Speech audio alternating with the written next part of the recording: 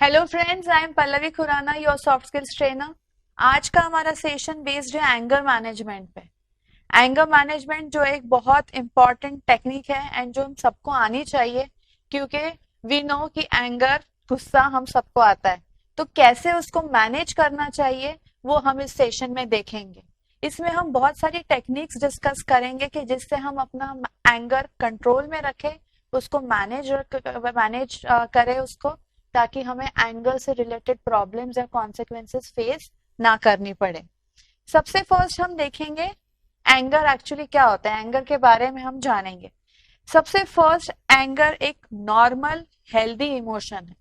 Psychology में हम इसको अगर पढ़े तो anger is just like expressing any other feeling. जैसे हम खुशी अपनी एक्सप्रेस करते हैं, कुछ सरप्राइज एक्सप्रेस करते हैं, डर एक्सप्रेस करते हैं, शॉक एक्सप्रेस करते हैं, वैसे ही एंगर भी एक अच्छा नॉर्मल हेल्दी इमोशन है। अनहेल्दी वो तब होता है जब वो आउट ऑफ कंट्रोल हो जाता है या जिससे किसी चीज का नुकसान होता है। Unhealthy when it फ्लेयर्स up all the time और स्पाइरल्स आउट ऑफ कंट्रोल। मतलब जब वो हर टाइम अगर हमें गुस्सा आता रहे, हर टाइम एक ही अगर हमें इमोशन सबसे ज्यादा सरफेस करे या डोमिनेंट बन जाए, तो वो किसी भी इमोशन के बारे में अच्छा नहीं है। वैसे ही अगर एंगर, हमेशा ही एंगर ही हमें यही एक इमोशन डोमिनेंट हो जाए हमारे पर्सनालिटी में, या वो हमेशा ऐसे हो कि वो आउट ऑफ कंट्रोल हो, तो उस वक्त वो अनहेल्दी इमोशन हो जाता है। क्रोनिक एक्सप्लोसिव एंगर है सीरियस कॉन्सिक्वेंसेस। गुस्सा ठीक है, एक्सप्रेस करना एक स्ट्रॉन्ग एंड हेल्दी इमोशन है, बट जब वो आउट ऑफ कंट्रोल हो जाता है और या जब वो किसी को नुकसान करता है, तो वो एंगर एक्सप्लोसिव एंगर या क्रोनिक एंगर कहते हैं, जिसको कंट्रोल नहीं किया जा सकता। एक्सप्लोसिव इसीलिए क्योंकि वो एकदम से बर्स्ट होता है, इसीलिए उसके कॉन्सिक्वेंसेस लोगों पे बड़े हार्श तरीके से दिखते हैं, इसीलिए इसको तब हम अनहेल्दी कहते हैं। नो, एंगर के बारे में बहुत मिथ्स है, मतलब गलत फहमियां है, वो हम देखेंगे कि एंगर के बारे में क्या मिथ्स है। Anger, aggression and intimidation help me earn respect and get what I want. बहुत लोग अपने एंगर को ऐसे जस्टिफाई करते हैं कि उनके एंगर के वजह से या एग्रेशन की वजह से उनको लोगों से रिस्पेक्ट मिलता है, और अदरवाइज वो जो चाहते हैं वो उनको मिल जाता है। This is quite common. जिन लोगों को गुस्सा ज्यादा आता है उनसे हम ज्यादा इंटरेक्ट नहीं करना चाहते, या जो वो कहते हैं हम चुपचाप सुन भी लेते हैं। ऐसे घर में हम पेरेंट्स के बारे में देखा जाता है, जो घर में बड़े होते हैं उसमें अगर कोई एक जो जिनको बहुत ज्यादा गुस्सा आता है, हम उनसे बहुत डरते हैं, वो जो कहते हैं वो हम करते हैं। This is respect because of his personality, because of the anger that person has. तो उस गुस्से के गलत कॉन्सिक्वेंसेस या हार्श कॉन्सिक्वेंसेस हम पे ना हो, इसीलिए हम उस आदमी को या उस पर्सन को रिस्पेक्ट करना शुरू कर देते हैं। सो this is respect gained out of anger, and this is actually not good. ये एक मिथ है कि अगर हम एंगर या एग्रेशन एक्सप्रेस करें तब भी हमें रिस्पेक्ट मिल सकती है। Expressing anger is easier than any other emotion. ये भी एक मिथ है एंगर के बारे में। लोगों को लगता है कि एंगर एक्सप्रेस करना सबसे इजी है, मतलब अपना कुछ हेट्रेड एक्सप्रेस करना किसी के बारे में या डिसलाइक एक्सप्रेस करने से better they choose this way कि एंगर एक्सप्रेस करते ही सारी चीजें ठीक हो जाती है, या लोगों को हमसे डर लगता है और अपने आप सब लोग जैसे हम चाहे वैसे करने लगते हैं। सो this is another myth about anger. Third is I can't help my self, anger isn't something you can control. जिनको बहुत गुस्सा आता है उनकी भी एक ही मिथ होती है, गलत फहमी होती है कि वो अपने आप को कंट्रोल ही नहीं कर पाते जब उनको गुस्सा आता है और एकदम से उनका आउटबर्स्ट होता है। So this are all myths about anger. ये एंगर के बारे में गलत फहमियां हैं, and this myths are just carried forward just to justify their anger for about their whatever they have in their personality। जो एंगर मैनेजमेंट वो नहीं कर सकते उसके लिए वो ये जस्टिफिकेशन देते हैं। सो विल सी कि एंगर मैनेजमेंट का एक्चुअली क्या गोल होना चाहिए। अगर हम अपने आप को डेवलप करते हैं, हमें ये टेक्निक्स एंगर मैनेजमेंट की, तो इस एंगर मैनेजमेंट का हमारा गोल क्या होना चाहिए। वेंटिंग योर एंगर इज हेल्दी। हमें पता है कि अपना गुस्सा कभी कभी वेंट आउट करना अच्छी बात है। अगर हम किसी चीज से अपसेट है तो अगर हम किसी किसी चीज से खुश है तो हम एक्सप्रेस करते हैं. If we feel bad about something, we show that we are feeling bad or sad about that thing. But अगर anger हमें आता है तो it's okay sometimes, and if it is done in a proper way, कि if you vent out your anger to show people around you that this thing is not right, and that time anger is justified. But anger से जो consequences होते हैं वो बहुत बुरे होते हैं. Sometimes they damage your relationships permanently. किसी टाइम आपका किसी के साथ अच्छा रिलेशनशिप है, पर एक इंसिडेंट जिसमें आपका एंगर बड़े ही गलत तरीके से आउटबर्स्ट हो जाए, उसके बाद क्वाइट पॉसिबल कि आपका फिर से पैचअप हो जाए उस पर्सन के साथ, या आपका रिलेशन फिर कंटिन्यू हो, but then it would not be the same thing जो पहले थी. सो इट्स ऑलवेज बेटर, हमारा एंगर मैनेजमेंट का ये गोल होना चाहिए कि हमारी रिलेशनशिप्स डैमेज ना हो. Anger management is not about learning to suppress your anger. हम जब एंगर मैनेजमेंट सीखेंगे, इसकी टेक्निक्स देखेंगे, तो उसका ये गोल नहीं होगा कि हमने कैसे अपना गुस्सा दबाना है. You can not suppress your anger, but you can went out it in a better way. Express it in a healthy way without losing control. तो हमारा एंगर मैनेजमेंट का ये गोल होना चाहिए कि कैसे हम उसको एक हेल्दी वे में वेंट आउट करें, ताकि लोगों को पता चले कि we are angry about this thing, but we are not doing any damage to them. To manage conflict in your life and strengthen your relationships. Conflict handling में, this is very important that you should be able to manage your anger properly and to strengthen your relationships. It's okay sometimes to vent out anger in your relationships, but that anger should be vented out in such a way कि relationship में कोई damage ना हो, ऐसा damage ना हो कि जो कभी ठीक हो ही ना पाए. The more you practice, the easier it will get. So anger management, like any other skill, needs to be practiced well so that we learn it in a proper way, we master it properly, so that we are able to manage our anger in a better way.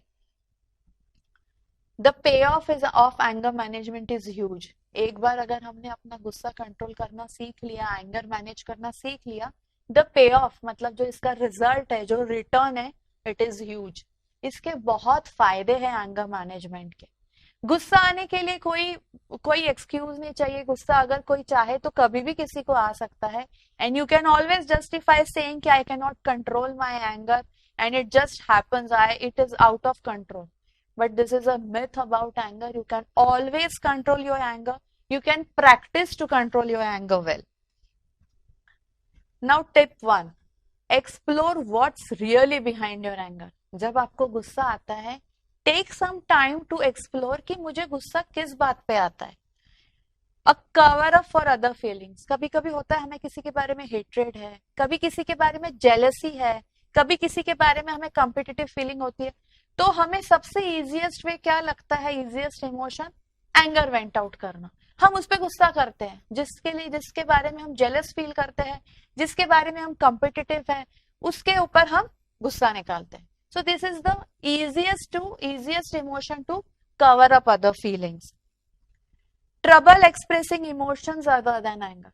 This is very common. जिन लोगों को गुस्सा आता है उनको सिर्फ गुस्सा ही आता है, उनको बाकी कोई फीलिंग एक्सप्रेस करनी आती ही नहीं है, नेगेटिव फीलिंग. सो उनको सबसे इजीएस्ट लगता है कि गुस्सा एक्सप्रेस करना. सो गुस्से को, एंगर को वो इस तरह से यूज करते हैं, कवर अप फीलिंग की तरह. चैलेंज.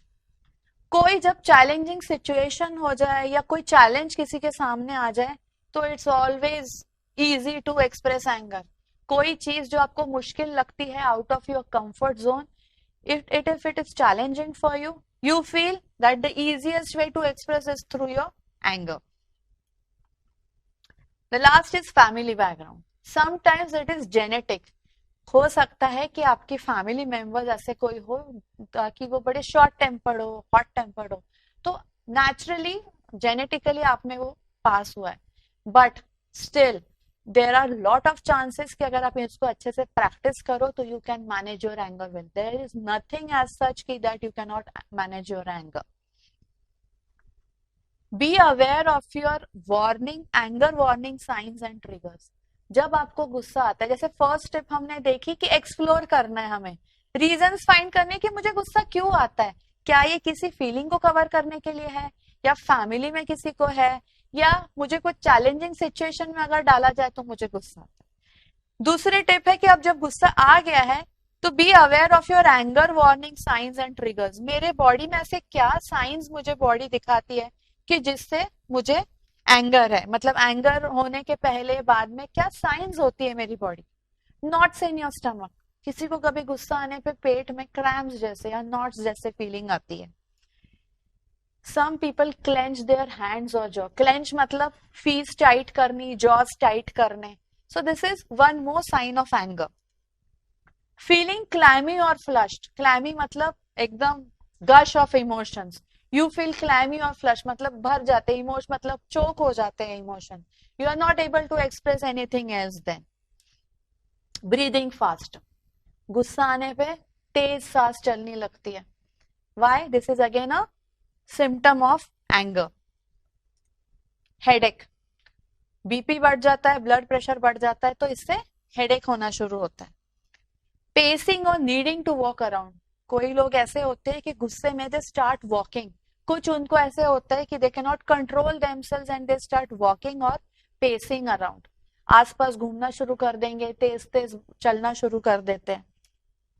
सीइंग रेड, लाल हो जाना, दिस इज वेरी कॉमन, कोई भी गुस्से में लाल हो जाता है, चेहरा लाल हो जाता है, कान लाल हो जाते हैं। हैविंग ट्रबल कॉन्सेंट्रेटिंग, जब गुस्सा आता है आपको तो आप अपने काम पे कॉन्सेंट्रेट नहीं कर पाते हो।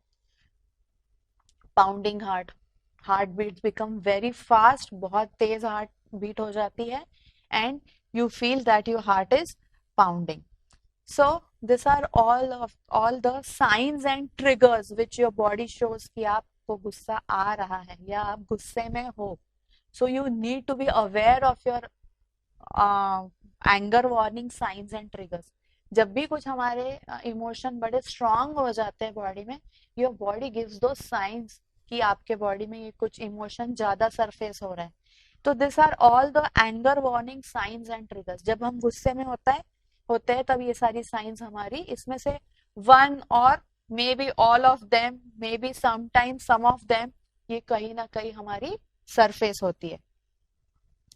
टेंसिंग योर शोल्डर्स, एकदम शोल्डर्स टाइट कर लेने, रिलैक्स नहीं रखेंगे। जब हम रिलैक्स मूड में होते हैं तो हमारे शोल्डर्स भी रिलैक्स्ड होते हैं, बट जब हम टेंस मूड में होते हैं तो हमारे शोल्डर्स भी टेंस में होते हैं। नेक्स्ट हम देखेंगे इसी में B aware of your anger warning signs and triggers. देखिए कि आपको गुस्सा एक्चुअली किस बात पे आता है। ओवर जनरलाइजिंग, जब हमारे आसपास के लोग बहुत जनरलाइज एटीट्यूड रखते हैं हर चीज के बारे में, ओवर जनरलाइज जिसको एटीट्यूड कहते हैं, तो हमें गुस्सा आने लगता है। रिजिड एटीट्यूड, किसी आसपास आपके किसी पीयर ग्रुप में किसी का या घर पे किसी के रिजिड एटीट्यूड के वजह से आपको गुस्सा आ सकता है कि that person is not flexible, he और she never listens, they are very stubborn people, तो उसके वजह से आपको गुस्सा आता है। Jumping to conclusions, some people have this habit कि कुछ पता है नहीं situation but they jump to conclusions, कुछ कंक्लूड कर लेते हैं कि इसका तो यही हुआ होगा, उसने ऐसे ही किया होगा। सो इन चीजों से आपको गुस्सा आता है। कलेक्टिंग स्ट्रॉस, छोटी सी कोई बात होगी पर उसको बहुत बड़ा बनाना, उसको आउट ऑफ लिमिट्स उसको बर्स्ट करना, उसकी बहुत बड़ा इश्यू बनाना, दिस इज कलेक्टिंग स्ट्रॉस, जिसके वजह से आपको गुस्सा आ सकता है। ब्लेमिंग, कोई किसी की आदत है, हो सकता है आपको ना कर रहे हो पर किसी और को कर रहे हैं, this blaming habit of someone triggers anger in you.